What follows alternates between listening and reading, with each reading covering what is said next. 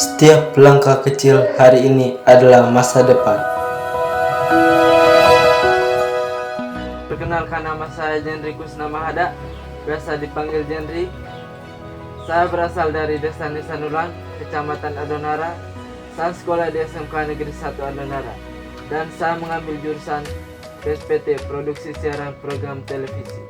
Selama praktek, saya belajar banyak hal baru, mulai dari disiplin waktu, tanggung jawab, hingga meningkatkan keterampilan dalam dunia kerja.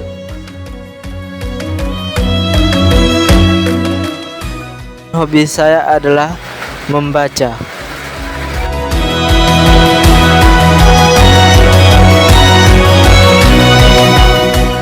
Saya percaya bahwa kerja keras, semangat, dan doa akan membawa saya menuju kesuksesan.